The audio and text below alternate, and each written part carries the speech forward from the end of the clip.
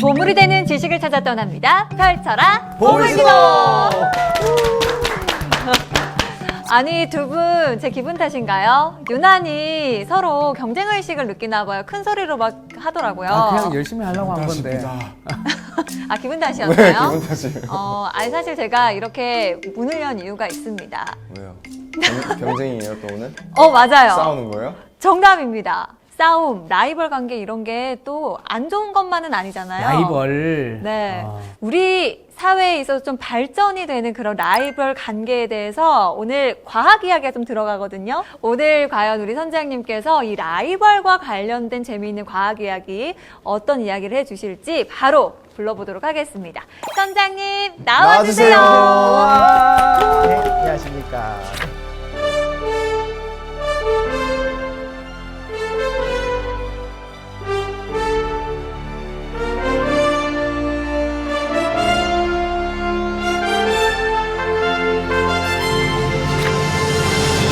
오늘 또 과학과 관련된 라이벌 이야기 해주실 건가요? 네, 맞습니다. 우리가 이제 뉴스페이스 시대라고 하지 않습니까? 네. 지금 우리가 추진하고 있는 수많은 정책 중에서도 우주 관련된 정책들이 있어요. 그리고 전 국민이 관심을 가지고 있었던 뭐 누리호도 있었죠. 네. 그 이전에 나로호도 있었죠. 이런 사안들을 보면 우리가 우주 개발을 하고 있는 거는 확실한데 실제로 우주 개발의 역사를 살펴보게 되면 이 두 나라를 떼놓고는 얘기할 수가 없습니다. 바로 미국과 소련의 우주 경쟁, 스페이스 레이스라고 해요. 미국과 소련의 우주 경쟁, 스페이스 레이스를 알아야지만 그때 어떤 일이 일어났는지, 그리고 어떤 영향을 줬는지, 그리고 사실은 그 이면에 어떤 것들이 있었을까 알아야지만 우리도 또 대비할 수 있는 부분들이 있거든요. 그래서 한번 흥미롭게 역사의 이야기를 해볼까 합니다. 말씀 주신 것처럼 스페이스 레이스라고 하니까 굉장히 흥미진진할 것 같지 않나요? 인욱 씨? 네. 좋습니다. 과연 또 어떤 재미있는 지식하게 떠나볼지 기대를 해보면서 박수로 시작하겠습니다.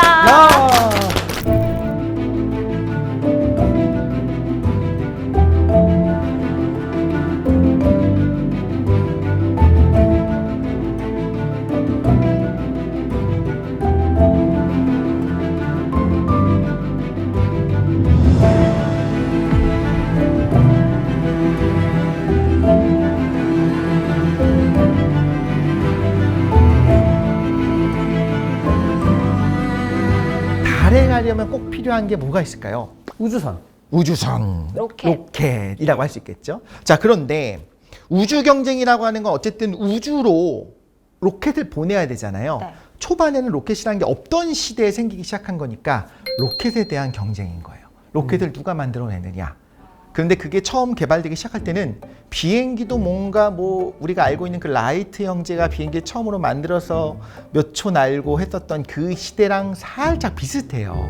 그때부터. 시기가요? 네. 어. 비행기가 어느 정도 완성된 다음에 로켓 개발로 넘어갔다고도 볼 수 있겠지만 무슨 지금처럼 뭐 항공기가 날아다니는 시대에 다시 로켓 개발이 시작된 건 아닌데 처음에 시작은 생각보다 빨랐어요. 세계 최초로 액체 연료 로켓을 만든 사람이 누구냐면 고체 연료 로켓은 우리가 흔히 말하는 그런 불꽃놀이 로켓 같은 걸 말하는 거고 네. 액체 연료 로켓이 우리가 알고 있는 뭐 휘발유 쓰는 건 아니지만 그런 기름을 쓴다고 했잖아요. 그 액체인 거잖아요. 이걸 만든 사람이 누구냐면 미국의 고다드입니다. 고다드 박사가 있어요. 얼른 보기에도 어설픈데요. 그쵸. 뭐 정글짐 같아요. 그쵸. 프로토타입 같은 느낌이 있죠. 고다드는 비웃음의 대상이 됩니다. 지금은 고다드 우주센터가 있어요. 미국에서 고다드를 영웅화 시켜주고 있습니다. 지금 고다드 액체 로켓이 의미가 있는 건 아는데 왜 그랬을까도 우리가 생각을 한번 해볼게요. 생각보다 사람들이요 못되지는 않았어요. 악한 마음을 가지고 사람을 뭐 이렇게 괴롭히고 싶어하는 게 아니라 고다드의 연구를 쓸모없다고 생각하고 필요 없는 연구를 한다고 생각했다는 거예요. 그냥 필요성을 못 느꼈다. 네, 맞습니다. 그걸 왜 도움 안 그럴까요? 된다. 어떤 기술이 중요해질지 아는 건 굉장히 어려운 건데 어떤 분들이 어렵냐면 기존의 기술의 끝판왕을 찍게 되면 그렇게 재미를 본 경우에는 더 다음 세대로 넘어가는 게 힘들어요. 아, 맞아요. 마치 그 필름 카메라 잘 될 때 디지털 카메라로 안 넘어가려고 했던 회사처럼. 그렇죠. 1926년에 저런 모양의 어떤 그 액체 연료 로켓의 프로토타입을 만들어냅니다. 26년이에요. 그렇고 2차 세계대전이 벌어지게 되니까 고다드가 실제로 미국 해군에 들어갑니다. 그래서 거기서 로켓을 연구하겠다라고 연구를 시작해요. 근데 당시에 뭘 사용하는 게 낫냐면 저 로켓을 사용하는 것보다 직접 그냥 폭격기가 날아가서 떨어뜨리는 게 훨씬 수백 킬로그램의 수톤의 폭격이 가능한 거예요. 저거 힘들게 보내봐야 연료가 저 80% 90%거든요. 그럼 끝에 살짝 있는 약간의 그 포기하기 얼마나 힘을 주겠어요. 그런 생각이 들잖아요. 효율성이 그래서 떨어진다. 그렇기 때문에 미국이 관심을 별로 안 두고 지원도 안 하고 심지어 여러 언론이 고다드 박사를 조금 조롱하면서 이야기하기까지 합니다. 등한시했네요.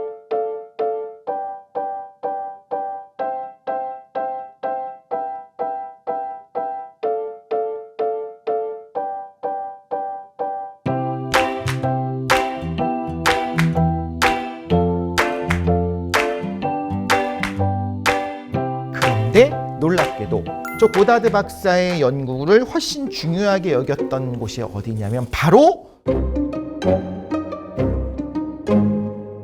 독일입니다. 왜 그랬을까요? 독일은 네. 우리가 제기를 해야 된다. 네, 그 돌파구로 삼은 거죠. 그렇죠. 고다드 박사가 저 액체 연료 로켓을 만든 건 26년입니다. 1차 대전이 끝났어요. 독일은 1차 대전에서 졌습니다. 지고 나서 어떻게 되냐면 우리가 알고 있는 그 베르사유 조약이 맺어지잖아요.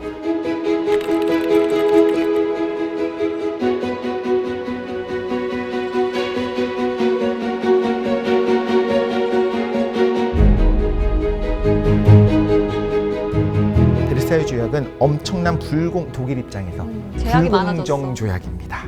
일단 천문학적인 전쟁 배상금을 내야 되고 독일의 수많은 영토들이 뺏기고 너희들이 하나가 통일이 되니까 항상 문제가 생겨. 너희들은 10만 명으로 딱 제한을 할 거고 새로운 무기 개발도 금지가 돼요. 항공기 개발을 못하게 막아버립니다. 너무 힘든 거예요. 독일 국민들 입장에서는 우리가 뭘 그렇게 잘못했다고 너무 힘들게. 이게 사실은 베르사유 조약 자체가요, 독일이 제기하지 못하게 하는 게 목표였어요.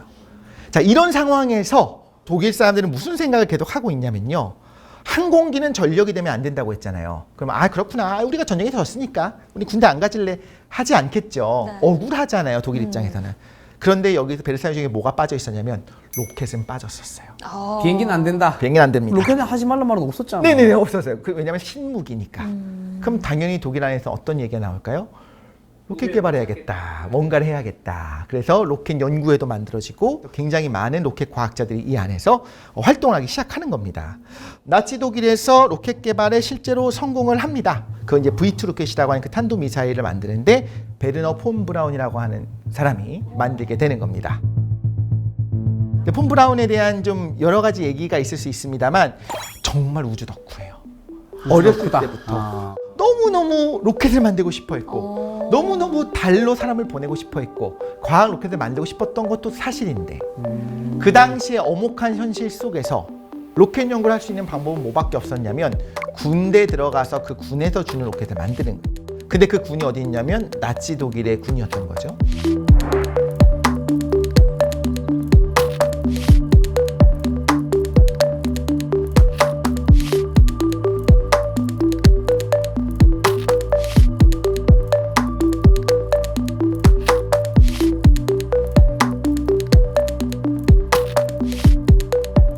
자, 그런데 V2 로켓은 결국 만들어졌는데 구조예요. 이것만 봐도 로켓처럼 생겼죠. 네. 아까 고다드 박사의 액체 로켓보다 훨씬 로켓같이 생겼잖아요.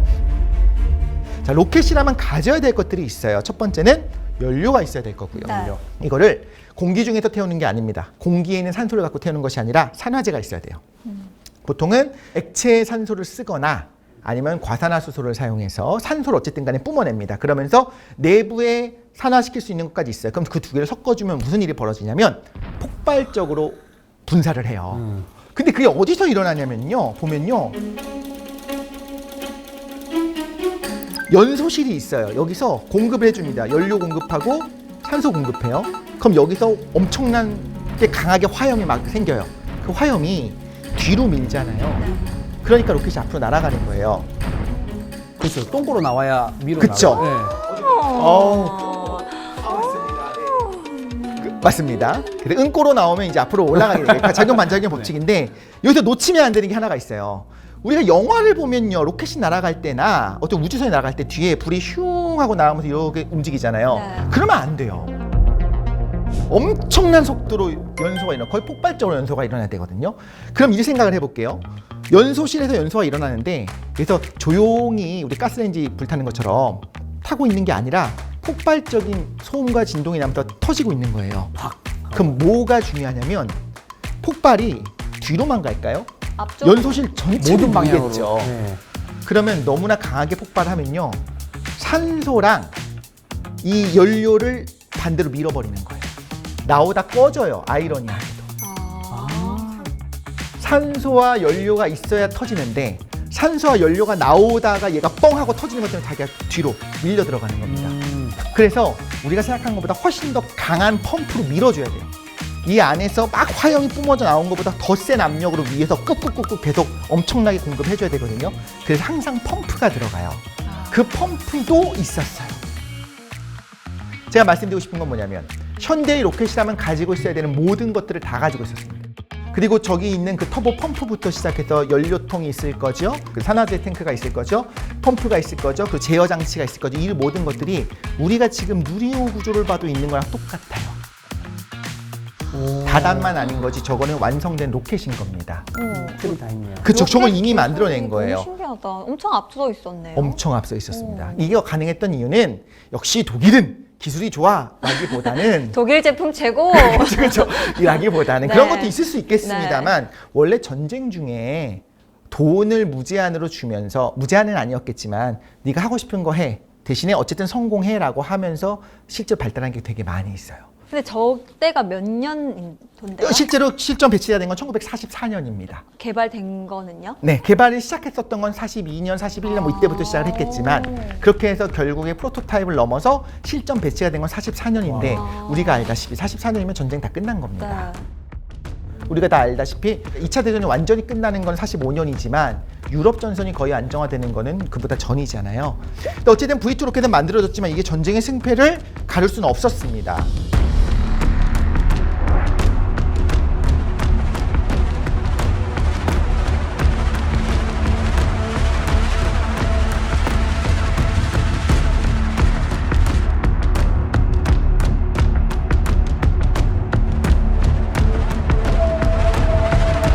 중요한 건 뭐냐면 이때 V2 로켓이라는 게 있다는 걸 알았고 이걸 미국과 소련이 눈여겨봤어요. 저거 뭐야? 저거 갖고 와야겠네. 아 무서워. 근데 눈빛이 너무 진심 같아요. 무서워요. 정말 탐나는 눈빛. 네. 너무 빛나는 무기인 거예요. 고다드 박사가 만든 거는 장난감 같은데 저거는 여기서 버튼만 누르면 저기까지 날아가네. 뭐야? 그리고 군침 돈다. 이미 핵이 있잖아요. 미국은 핵이 있어요. 아, 여기 핵을 싣는다면? 핵을 아직은 아니지만 핵을 실 수 있을 수도 있을 거고 굉장히 탐나는 무기인 거예요. 그래서 저 기술을 우리가 흡수해야 된다라고 생각하고 미국은 아예 페이퍼클립 작전을 시행합니다. 페이퍼클립이 뭐냐면 다 아시나요? 페이퍼클립을 찍어 놓는 거예요. 나치 독일의 인사들 중에서 이 사람 좀 중요한 것 같아. 미국에 데리고 오고 싶어. 그럼 거기다가 우리가 형광펜 밑줄 긋듯이 클립 찍어 놓는 거예요. 표시를 해놓은. 그 사람들은 전부 다 미국으로 데리고 가는 겁니다. 그러면 폰 브라운도 폰 브라운은 선택의 기회가 있었어요. 오. 미국의 항복을 할까? 소련의 항복을 할까? 줄 잘 서라. 네, 근데 들리는 소문을 들으니 소련은 좀 대우가 안 약간 좋대요. 약했구나. 그리고 독일이 소련에 했었던 짓을 생각하면 아무래도 저기는 가면 안 될 것 같아서 자기와 핵심 인사들을 데리고 미국에 항복을 합니다. 그리고 미국에서는 당연히 잘 모셔가서 가택연금 수준으로 집어넣어버립니다. 핵심 요인들은 전부 다 미국으로 갔어요. 소련은 나중에 공장에 왔습니다. 핵심 요인은 사라졌어요. 뭐 할까요? 어쩔 수 없지 뭐. 하고 이제 쿨하게 갈까요? 아니야. 대체 인력을 구해야죠. 네. 도면 찾아야지. 그렇죠. 박박 긁어 모으는 겁니다. 그래서 자료를 끌고 모아서 실제로 독일 중에서 일부 폰 브라운과 사이가 안 좋았던 과학자 그룹이 소련 쪽에 항복을 하는 부분도 있었고 그리고 이런 잔해들과 저 안에 있는 부품들과 저 노동자들이 만들었잖아요. 그 사람들을 싹 다 데리고 갑니다. 더 많은 양을 가지고 가요. 물론 핵심은 폰 브라운 박사와 함께 갔지만 빠른 시간 안에 뭐 일주일 안에 모든 걸 뭐 다 챙겨라라고 했을 때 우리가 다 챙길 수 있을까 쉽지 않잖아요. 소련도 굉장히 많이 데리고 가게 되고요. 실제로 소련도 도움을 많이 받게 됩니다. 폰 브라운의 V2가 이미 완성형이었잖아요. 네. 그래서 원래 이때까지만 해도 미국에서도 그렇고 소련에서도 그렇고 조금씩 연구를 하고 있었어요.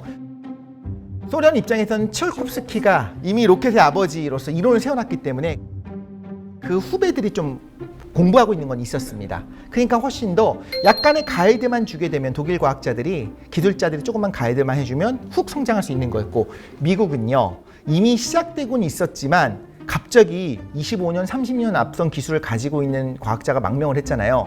끝난 겁니다. 아니 근데 독일은 남 좋은 일만 시켰네요. 실컷 다 개발해가지고 미국 그쵸. 도움 주고 소련 도움 주고. 그렇죠. 근데 네. 그래서 다행이죠. 네, 본인들이 맞습니다. 정말 썼으면 안 됐을 것 같기도 한데.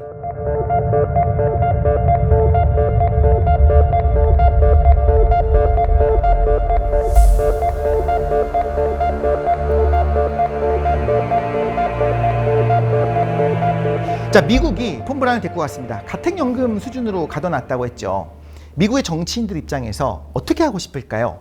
아, 나치 독일에 부역하던 과학자를 데리고 왔으니 이 사람이 위대한 미국의 로켓을 발사하게 해야지라고 생각할까요? 아니요. 절대 아니죠. 네. 미국 입장에서는 뭘 하고 싶냐면 위대하고 똑똑한 우리 과학자가 직접 로켓을 만들어야죠. 그렇잖아요. 그래서 뭘 시키냐면 돌아다니면서 연구소를 차리고 폰 브라운 박사 돌아다니면서 교육을 시키게 합니다. 양성을 시키고 싶어요. 그럼요. 후학 양성을 시켜야겠죠. 자, 이런 상황에서 천천히 이제 인재를 육성하고 있는 상황인데 또 가슴 아픈 6.25 한국전쟁이 나는 겁니다. 그럼 안 되겠다. 이렇게 천천히 개발할 때가 아니네. 그래서 폰 브라운 박사가 육군에 들어가서 사실상 V2 로켓을 개량한 레드스톤 로켓이라고 하는 군용 로켓을 만들었어요. 거기까지 만들었어요. 자기 만든 거니까요. 자, 그런데 이거는 탄도미사일 군용 로켓이잖아요.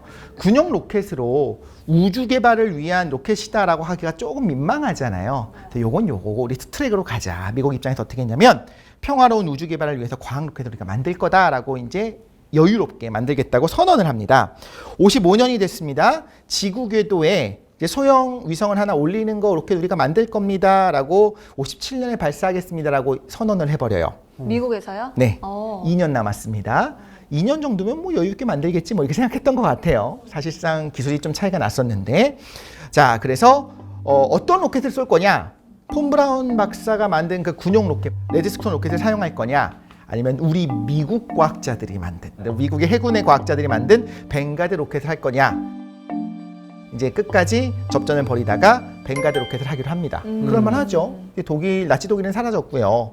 이제 경쟁자가 없는 상황이니까 미국은 여유 있게 이렇게 하기로 결정을 합니다.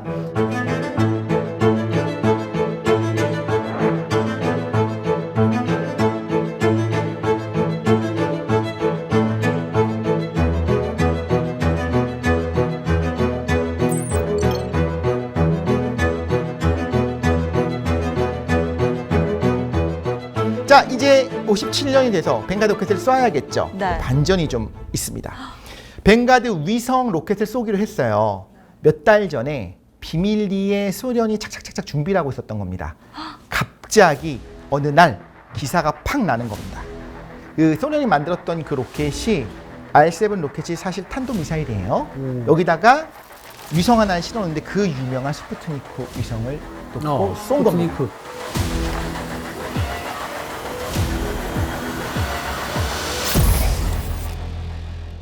스푸트니크 1호가 올라갔어요. 어떻게 생겼느냐? 위성이 뭐 별거 없습니다. 저렇게 생긴 게 다예요. 참 동그랗고 예쁘고 반짝거리고 해맑게 생겼죠? 자, 이런 위성을 하나 쐈습니다. 그리고 그거를 발표를 해버려요. 야, 미국 입장에서는 좀 안일하게 생각했다가 하루아침에 너무 놀랐을 것 같아요. 깜짝 놀라는 거죠. 네. 이걸 할 수 있는 능력이 있을 것도 몰랐고 개발하는지도 몰랐어요, 미국은. 그러니까 미국은 지금 2년 전에 뭐 하겠다고 발표까지 해놨는데 그렇죠. 소련은 발표 안 하고 있다가 맞습니다. 안 한 이유가 뭘까요? 비밀리에 하려고. 비밀리한 이유는 실패할 수 있으니까요. 아. 소련은요, 실패가 용납되지 않는 사회였어요. 무섭다. 인민들의 위대한 힘을 모아서 한 요 연구가 실패할 수가 없어. 실패하면 가만두지 않겠어. 정신력으로 되는 거죠. 실패했으면 너가 연습을 열심히 안 한 거예요. 이 스푸트니크 1호가 올라간 다음에 발표를 했고 실제로 수신을 합니다. 미국이 난리가 나요. 스푸트니크 쇼크라고 하는 이름이 붙었어요. 그 사회 현상이 엄청나게 나타나게 되는데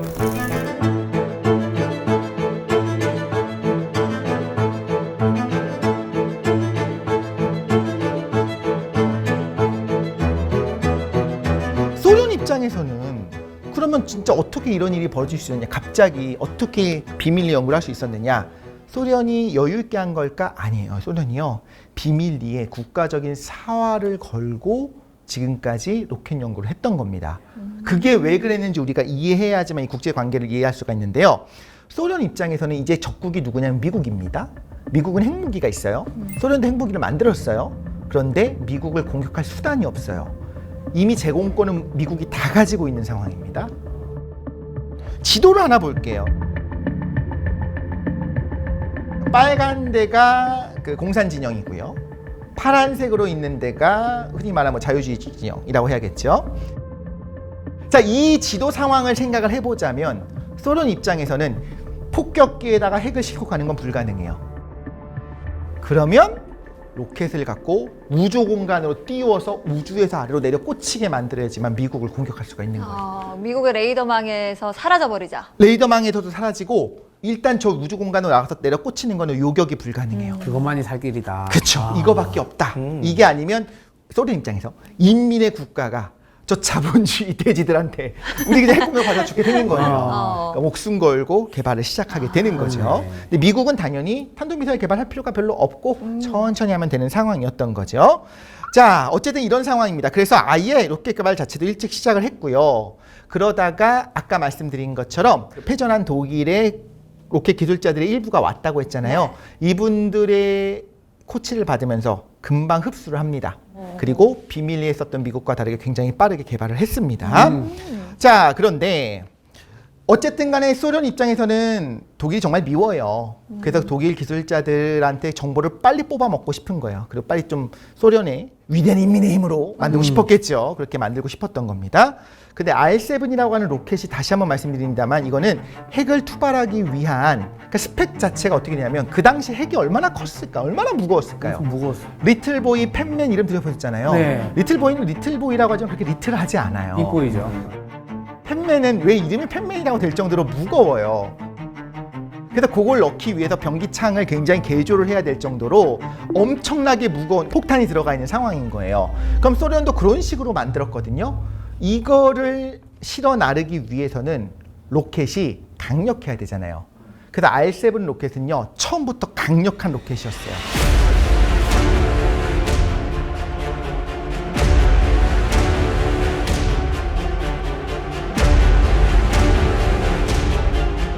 이거 개발이 끝났습니다. 그래서 이 R7 로켓은 탄도미사일이니까 미국까지 갈 수 있게 됐어요. 네. 그런데 이렇게 무거운 핵이 아니라 가벼운 인공위성을 실는다면 무거운 걸 실으면 여기까지밖에 못 가지만 가벼운 인공위성을 실으면 우주 공간에 어디 어디든. 만들 수 있지 않을까 생각한 거예요. 그래서 쇼를 한 겁니다.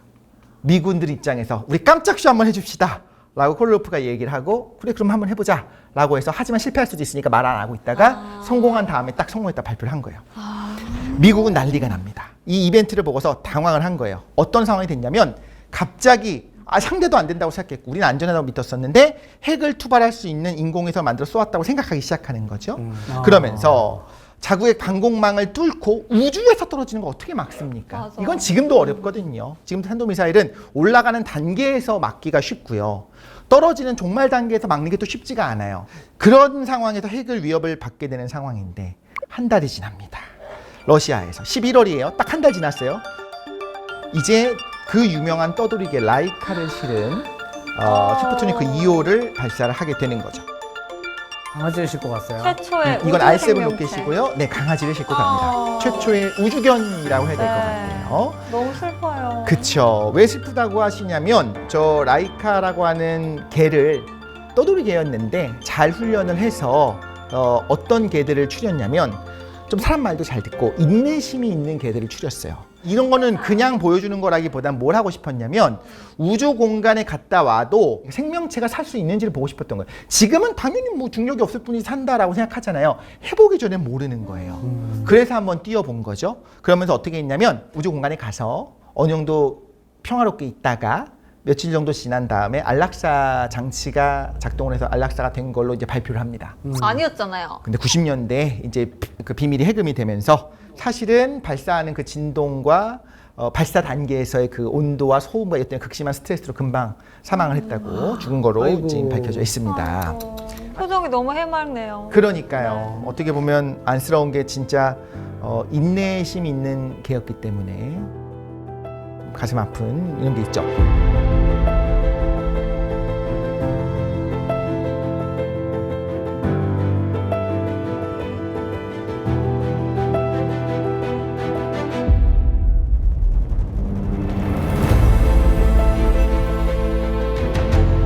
자, 어쨌든 이 상황이 됐어요. 지금 상황이 어떻게 됐냐면요. 미국은 우리가 벵가드 로켓을 쏘겠다고 했고 네. 자신 있게 이제 발표를 했는데 쏘기 2달 전에 갑자기 최초의 인공위성도 소련이 쐈고 그리고 우주 생명체도 소련이 한 겁니다. 최초를 2개를 다 가져갔어요. 그렇죠. 그럼 미국이 이제 뭐라도 해야 되는 거. 부랴부랴 바로 해군이 개발한 벵가드 로켓을 발사하기로 했습니다. 자, 한 달 지났습니다. 12월이 됐어요. 57년에 쏘겠다고 했으니까 57년 12월까지는 쳐줘야겠죠? 이때 발사 당일이 됐습니다. 전 세계 생중계 해야겠죠. 우리도 쏩니다. 벵가드 로켓은 발사대를 떠나지도 못하고 바로 폭발합니다.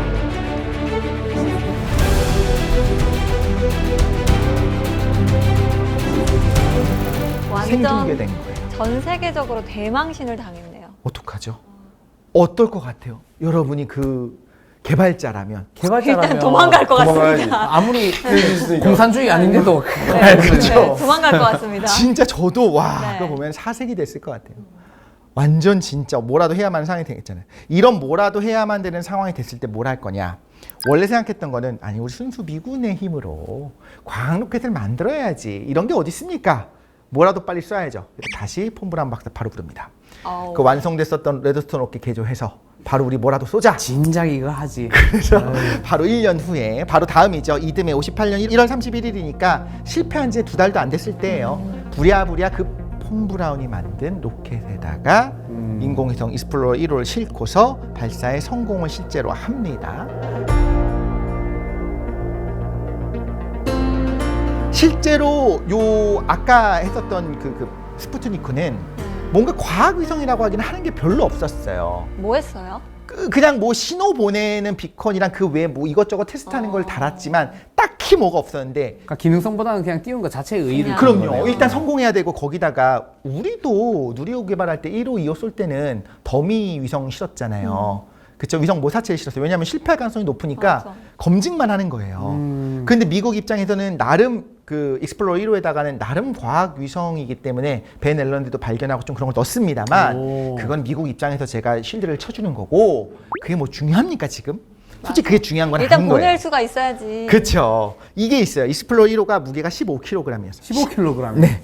그럼 이만한 그냥 쇳덩어리 던진 거 아니에요, 그냥? 그죠. 15kg이면 진짜 가볍잖아요. 네. 그 안에 뭔가 유의미한 뭘 넣을 수는 없었어요. 그런데 바로 조금 며칠 뒤에 소련이 1,300kg입니다. 오. 미국은 15kg 쐈는데 15kg짜리 핵은 없어요. 1,300kg짜리 있을 수 있어요. 자, 이런 상황이 된 겁니다. 90배의 페이로드를 달성한 겁니다. 미국 어떨 것 같아요, 지금? 정말 모양 빠지게 됐어요. 큰일 났습니다. 망했습니다, 네. 이제. 큰일 났습니다. 15kg 쌌는데. 생각해 볼게요. 우리가 유권자입니다. 내 세금으로 이제 정부가 구성되어 있는 상황이에요. 미국인들의 공포, 야, 지금 우리 그 뭐 하길래, 정치인들 뭐 하길래 지금 이 지경을 만들었냐라는 얘기를 할까 안 할까? 하죠. 핵 떨어지게 생겼잖아요, 지금. 그래서 미국 사회 전체에 영향을 주게 돼요. 그래서 괜히 이름이 스푸트니크 쇼크가 아닙니다. 원래 미국 교육 시스템이 그때 뭐로 가고 있었냐면 창의력 위주로 하자. 아이들이 원하는 걸 하게 해주자. 이렇게 해서 원하는 거, 흥미로워하는 거를 개발해주는 그런 열린 교육으로 가고 있었거든요. 그런데 이런 얘기가 나옵니다. 그러니까 우리가 과학이 뒤떨어진 거다. 수학, 과학 가르쳐야지. 너무 결과론적인 말이네요. 그렇긴 합니다만 이때 미국의 교육이 또 제도가 한번 확 바뀌어요. 주입식 일단 외울 거 외워. 쇼크 맞네요, 쇼크. 쇼크 맞죠? 네. 하고 싶은 거 하니까 지금 2, 4달이 난 거다. 지금 빨리 수학 무조건 가르쳐라. 교육계의 방향도 바꾸고. 완벽하게 바뀌게 됩니다. 와. 그리고 그 해에 이렇게 흩어져 있었던 연구기관을 하나로 통합해서 나사가 그래서 만들어집니다. 그때 나사가 나온 네. 거군요. 이거 없으면 안 된다. 중앙으로 집중하지 않으면 도저히 소련이 이길 수 없다 하면서 연구기관을 하나로 통합을 했고요.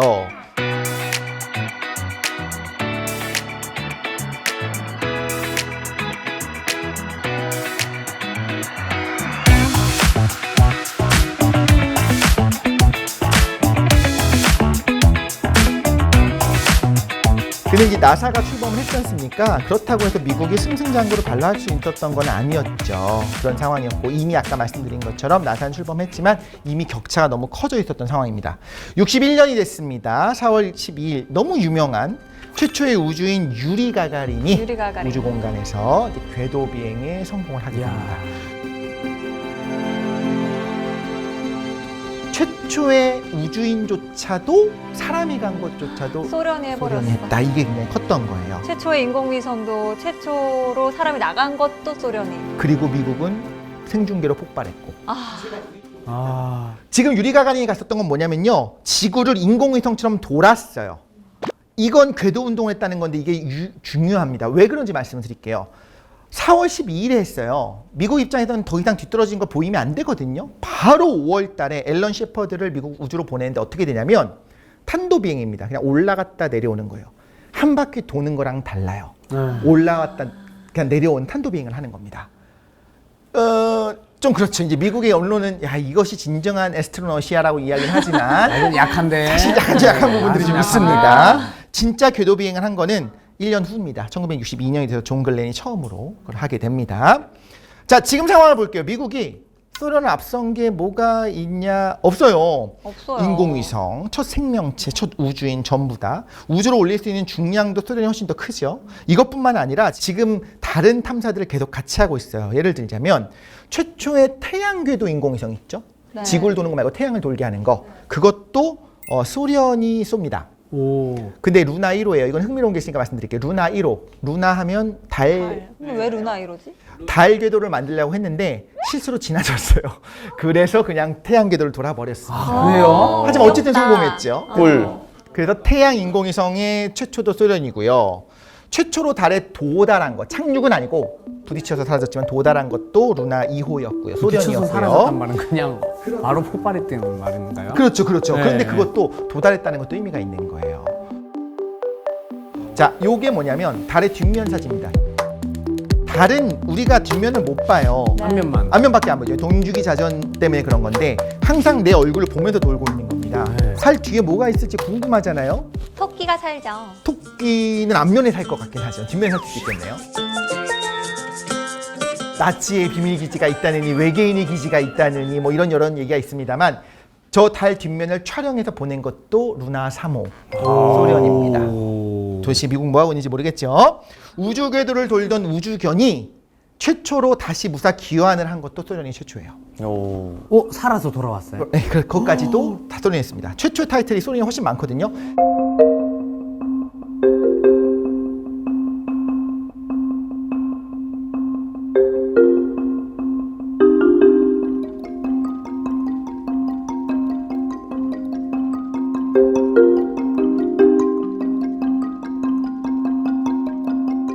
자, 이제 여쭤보고 싶은 게 있어요. 미국은 이제 뭐 해야 될까요? 뭐 어떻게 하고 싶어요? 정치인이에요. 미국 입장에서는 네. 저거보다 강력한 걸 해야죠. 네, 이걸 다 엎을 정도로 네. 좀 더 획기적인 걸 하지 않으면 사실 맞아. 체면 복귀하기 어려울 것 같은데. 이쯤 되면 육탄적으로 한번 그냥. 소련도 웬만하면 앞으로 향후 몇 년간 못할 것 같은. 그게 정확해요. 만약에 저게 이루지 못했는데 저기 할 계획이 없었을 수도 있지만 그거 별로 중요하지 않아요. 어쨌든 내가 뭔가를 계획을 딱 세워야 되는데 나도 못하고 적도 못하는 거야 되는데 저기 나보다 빨리 하면 안 되니까 좀 멀리 있는 걸 해야 돼요. 어려운 걸 해야 돼요. 그러면 내일에 내가 힘내면 되잖아요. 그렇죠. 일단 하겠다고 공수표를 보이고 무책임해.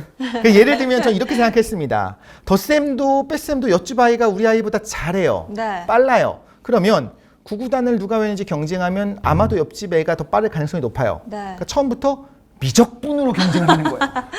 야. 괜찮은 이야기죠. 좋다. 사실 까불지 무조건 못하게. 우리가 먼저 할 거야라고 딱 발표를 해버린 겁니다. 네. 그걸 해야 되는 상황이어서 존 F 케네디가 1962년 9월 12일 라이스 대학에서 그 유명한 연설을 하는데 유명한 문장이 이거죠. 아마 아실 거예요. 우리는 달에 가기로 결정했습니다. 우리는 10년 안에 달에 가고 그 외에 또 다른 일들도 하기로 했는데 쉬운 일이기 때문이 아니라 어려운 일이기 때문입니다. We choose to go to the moon in this decade and do the other things, not because they are easy, but because they are hard. 있어 보이고 멋지죠. 그러면서 있어 보인다. 순식간에 존 F 케네디는 강력한 리더십을 가진 국가 지도자로 부상을 하게 되는 겁니다. 미국은 참 발표 잘하네요. 발표 잘하죠. 미리 해야죠. 어. 그죠? 케네디가 연설한 다음부터 하나 바뀌는 게 있어요. 이전까지는 로켓을 통해서 우주 공간에 가고 더 무거운 걸 올릴 수 있고 페이로드라고 하는데 더 무거운 걸 올리고 그래서 사실상 군사 목적으로 쓰는 거 우리의 힘을 보여주자였어요. 근데 케네디가 한 게 뭐였냐면 달에 사람을 보내겠다는 거였어요. 달에 사람 보내면 뭐합니까? 핵무기랑 상관이 없잖아요. 그래서 케네디의 그 발표를 통해서 게임의 법칙이라고 하는데 이게 바뀌게 된 거예요. 하드 파워, 우리 군사 기술을 보이는 게 아니라 소프트 파워, 우리는 과학 기술을 위한 거야. 이 정도의 테크놀로지가 있어. 사람을 달에 갔다가 다시 돌아오게 할 수 있을 정도로 우월한 첨단 기술이 있어를 보여주는 걸로 바뀌었어요. 그 전까지는 그냥 계속 폭탄만, 더 강한 로켓만 만드는 거였다면 이제는 그런 정교한 걸 만드는 걸로 소프트 파워 확보가 목표로 변한 거고. 자, 사실 케네디가 정말 원했던 거는요, 냉전의 승리였어요. 우주 개발도 우주 개발이지만 사람이 다녀오는 거가 중요하다기보다는 냉전에서 미국이 승리한 게 더 중요했던 거고, 뭐 그럴 만도 하죠. 당연히 그렇게 생각할 수 있는 상황이었고요. 그런데 케네디가 연설한 다음에 좋은 의미로서 미국 국민들이 케네디의 발언에 열광을 한 거고요. 원래는 굉장히 많은 돈이 들어가야 되는 상황이고 나사의 예산이 많이 가야 되는데 아무 문제가 없습니다. 의회에서 모조리 오케이를 하게 됩니다. 국민이 원한다는데 이런 상황에 가서 이제 돈이 무제한으로 공급되기 시작하는 거죠. 그러면 이제 결국에 미국이 우리가 알고 있듯이 자신의 말을 지켜서 달에 사람을 먼저 보내게 되는 거죠. 자, 이렇게 프로젝트가 시작을 하게 됩니다. 원래 미국이 어떤 계획들이 있었냐면요. 유인 우주 계획으로 머큐리 계획이 있었어요. 유리 가가린이 가기 전부터 라이카를 보낸 순간부터 이미 뭘 생각했냐면 강아지를 보내는 걸 본 다음부터 다음은 사람이구나 하는 걸 당연히 누구라도 다 알아요. 사람을 보내기 위한 유인 우주 계획을 시작하고 있는 상황이었는데 이렇게 차근차근 준비하고 있는데 갑자기 유리 가가린이 간 거예요. 그럼 미국은 어떻게 해야 될까요? 우리 다시 차근차근 준비해서 더 안전하게 가자가 아니에요. 이건 빨리 패스해버리자. 한 방에 더 큰 거로 가자를 해야 되잖아요. 그래서 바로 케네디 연설 이후로 아폴로 계획을 세우게 됩니다.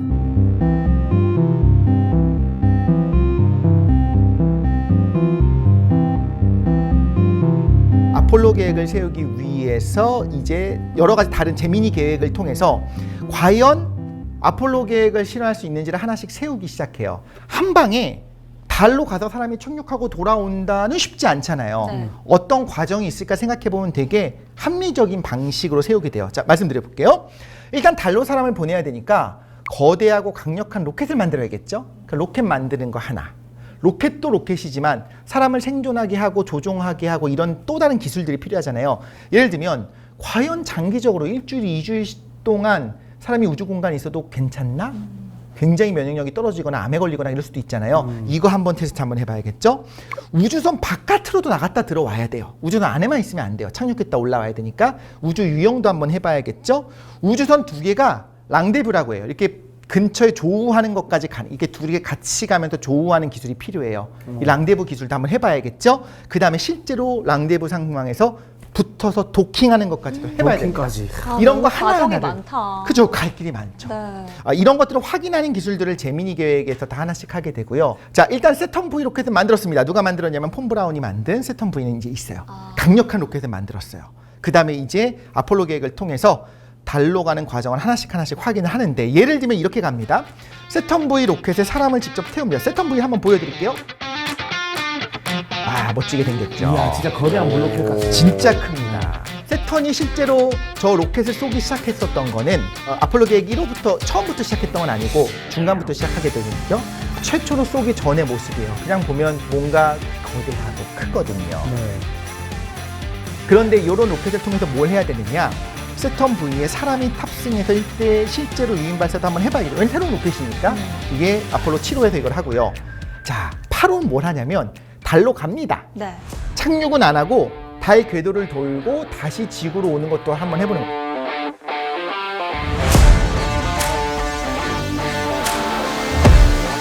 하나하나 해보는 거예요. 우리 어린아이들이 보통 심부름을 갈 때 현관까지 갔다 와보고 문 열고 나갔다가 놀이터에서 다시 와보고 이렇게 하다가 점차 자기의 구역이 넓어지면서 학교도 왔다 갔다 맞아요. 하는 거잖아요. 이게 7호, 8호, 9호, 10호 가서 그 다음에 이제 11호에서 우리가 알고 있는 그 위대한 달에 착륙하는 순간이 나오게 되는 건데 와우. 69년 7월 16일입니다. 아폴로 11호가 발사되고 7월 20일에 착륙하고 24일에 지구로 귀환하게 됩니다. 5, 4, 3, 2, 1, 0. All engine running.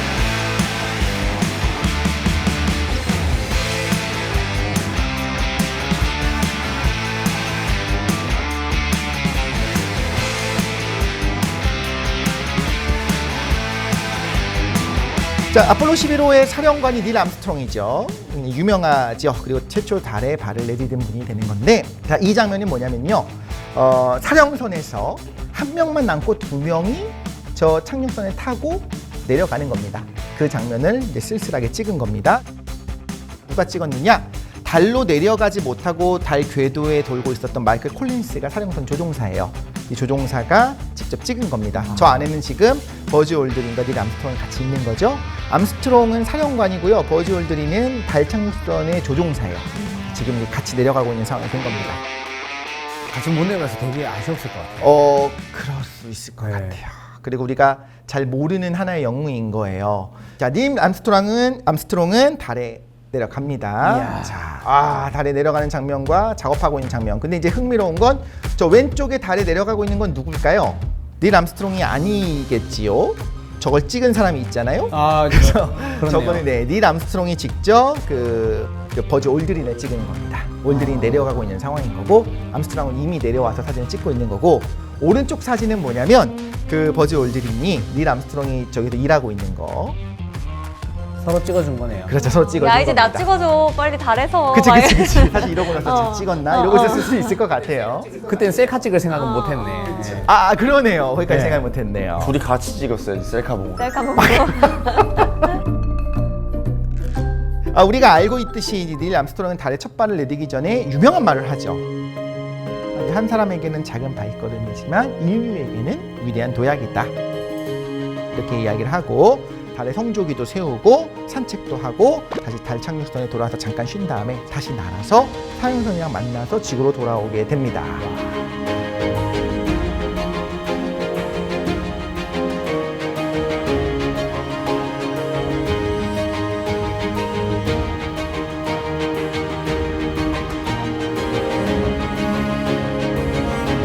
자, 아폴로 11호는 성공을 하게 되고요. 나사가 이런 생각을 합니다.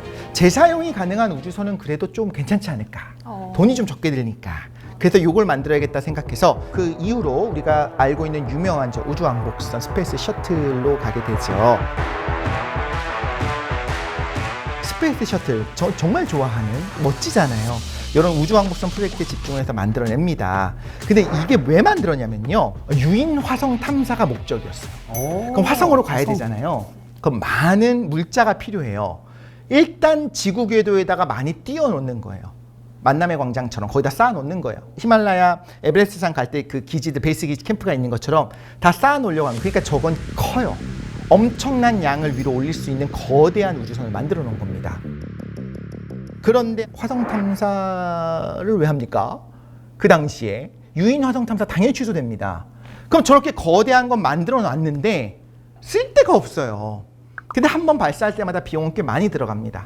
좀 위험하기도 했어요. 사실 2번이나 폭발 사고가 있었거든요. 하나는 귀환할 때 폭발하기, 그러니까 공중분해에서 사라지고, 하나는 올라가다 틀린 쪽 폭발 사고가 있었죠. 사실 저 굉장한 기술이 집약된, 지금 생각해도 저 어떻게 만들었지 싶을 정도의 기술이 집약된 거였지만 거대한 우주정거장도 없죠. 거기다 많은 물자를 쌓을 일도 없죠. 그러니까 약간 비유하자면 이런 것 같아요. 신혼부부가 신혼 초에 우리 애기 많이 나와서 캠핑 많이 다니자 해갖고 패밀리카로 45인승 고속버스를 산 거예요. 탈 일이 없어요. 그러니까 결국엔 저 프로젝트도 막을 내리게 되죠. 지금은 우주왕복선 쏘지 않습니다.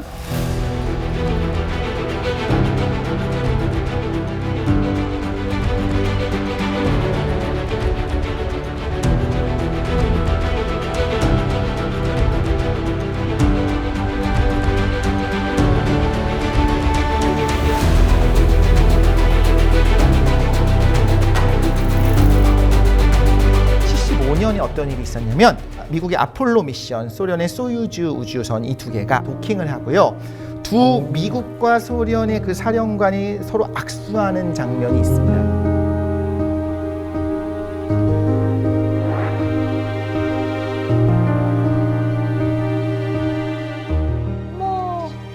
와. 이제 끝난 거예요. 이제 경쟁은 사실상 저때 공식적으로 끝난 거고 이제 우주를 경쟁으로서가 아니라 협력으로 나아가자라고 하는 저 상징적인 장면이 있지 않습니까? 네. 자, 이제 결론으로 좀 가볼게요. 미소 우주 경쟁에서 승리한 건 누구냐? 근데 미소 우주 경쟁은 이미 미국이 승리했다고 우리가 생각하죠. 그리고 심지어 소련은 붕괴를 해버렸죠. 하지만 저때 엄청난 첨단 기술이 들어간 건 맞지만 그 세턴 5 어떻게 됐지? 없어졌어요. F1 그 엔진, 엄청난 엔진이 있습니다. 그 엔진을 복원을 힘들게 했어요. 그 설계도가 없었거든요. 그러니까 저 때도 미국도 절박하니까 하나하나 사람이 망드는데 하나하나 그거를 아카이브화 시켜놓지 않은 거예요. 우주왕복선 프로젝트 취소됐죠. 근데 저 당시 만들었던 소련의 로켓은 아직도 쓴다고요. 이렇게 생각을 해봤을 때 소련이 더 잘했다 못했다 이걸 말하는 것이 아니라 우리가 생각하는 것처럼 미국이 압도적인 기술로 성공하고 소련은 완벽하게 패배했다라고 볼 수 있을 것인가 잘 모르겠어요. 그 부분은. 그리고 처음부터 이 우주 경쟁 자체가 평화의 목적은 아니었던 부분도 분명히 있는 겁니다. 하지만 지금 이제 뉴 스페이스 시대가 됐지 않습니까? 그 뉴가 들어간 거의 핵심 중에 하나는 좀 민간으로 넘어갔다라는 개념도 있는 것 같아요. 우리가 모두가 알고 있는 것처럼 일론 머스크의 네. 스페이스 X가 워낙 잘 나가고 있죠. 그 유명한 나사가 네. 오히려 스페이스 X의 어떤 고객이 됐지 않습니까? 제가 아는 게 맞다면 스페이스 X가 쓴 로켓 우주 발사체를 나사가 네. 쓰겠다고 맞습니다. 했다는데. 그걸 이용해서 사실 나사가 첨단의 로켓들을 계속 만들고 있는데 지금 차세대 로켓을 기획하고 있었던 게 있어요. 근데 그거 이상의 멋지고 신뢰성이 높은 로켓을 이미 민간 업체가 만들어버린 거예요. 그런 부분에 있어서 예전 나사가 아니구나, 나사가 빠졌나 여러 가지 생각을 할 수 있겠습니다만 분명히 다른 부분이 있어요. 민간이 로켓을 쏜다라고 하는 개념들, 민간의 우주 여행을 한다, 우주 개발을 한다는 거는 공상이었거든요. 그런데 일론 머스크를 중심으로 한 그 스페이스 X가 그것을 성공하기 시작하면서 이제는 경제를 여기서 찾는구나. 정말로 여기서 경제성을 찾고 정말 우주 개발을 통해서 인류를 위한 거를 하려는 시도들이 시작됐어요.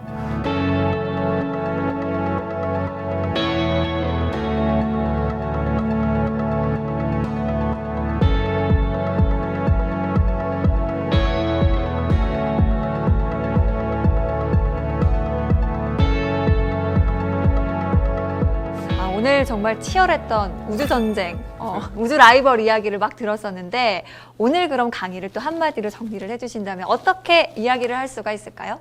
우리나라 입장에서도 계속 우주로 나아가려고 하는 시도들이 그냥 대충 눈치 봐서 하는 게 좋은 거 하는 게 아니에요. 많은 돈이 들어가는 거 알고 있고요. 많은 노력을 하고 있는 거 알고 있어요. 나로 때는 러시아의 도움을 받았었죠. 1단 로켓의 도움을 받았었죠. 누리호 개발을 하면서 이렇게 하고 있는 것들은요. 제가 정말 객관적으로 보려고 할 때도 해야 되는 걸 하는 건 사실이에요. 정말 열심히 노력하고 있는 그 과학자들이 있단 말이에요. 이분들이 우리는 항상 잘해요. 정말 열심히 노력하기 때문에 적은 예산으로도 항상 성공해 왔어요. 이걸 좀 당연하게 여기는 게 없잖아 있거든요. 실패해도 용인할 수 있는 상황이 돼야 되는데 실패할 때마다 쏟아지는 그 비웃음들. 저럴 거면 미국은 옛날에 했던 거. 지금 미소 우주 경쟁에서 얼마나 많은 실패들이 있었는지 그리고 어떤 노력들을 했는지 우리가 봤잖아요. 이런 상황에서 우리가 어떤 태도를 취해야 되는가 그리고 국민들이 어떻게 응원해 줘야 되는가 할 때 어쩌면 각자의 판단이 다 다를 거고 다 옳습니다만 미소 우주 경쟁을 보면서 우리가 한번 생각을 모을 수 있으면 좋겠다 싶어서 준비를 했습니다.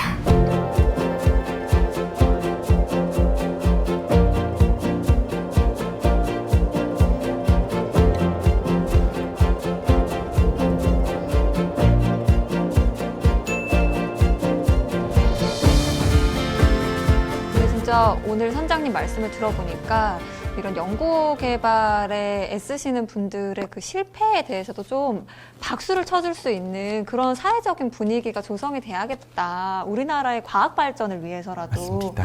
이런 생각이 들었습니다. 오늘 두 분은 어떻게 들으셨는지도 궁금해요. 뭐 몇 번 정도 이제 우주에 대한 얘기를 해서 그런지 그래도 조금 아는 얘기도 나오고 해서 요 정도 과학 얘기면은 들을만하다.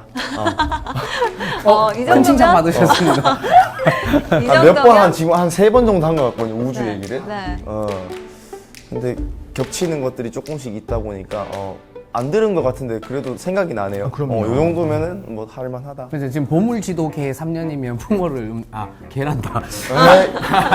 네, 지금 보물지도 패널 1년이면 네, 풍어를 읊을 수 정도. 아무리 헛소리 많이 하지만 계란이요. 네, 풍어를 읊을 수 있다. 어. 네. 예, 저는 사실 미국과 소련이 이제 경쟁했는데 사실 서로 이념도 다르고 적국이고 서로 싫어하는 그 감정이 있지만 그 이기기 위해서 자신이 자꾸 발전해가는 과정들이 있잖아요. 그러니까 보면서 이런 좋은 라이벌도 필요하지 않을까. 네. 항상 적개심보다는 이런 과정도 나한테 도움이 된다. 그래서 여러분들 경쟁을 아주 건강하게 하셨으면 하는 바람입니다. 네. 갑자기 되게 건강하게. 네. 네, 소련과 미국, 미국과 소련 흥미로운 이 우주 대결 이야기 살펴봤는데요. 우주 시대로 나아가야 하는 지금 좀 재미있게 또 알아볼 수 있는 재미있는 과학 역사 이야기 아니었나 생각이 듭니다. 오늘 지식항해는 여기서 마무리하지만 저희 또 다음 주에 열심히 달려봐야죠. 준비됐습니까? 네. 좋습니다. 외치면서 마무리할게요. 다음 주에도 찾아라 보물지도! 보물지도!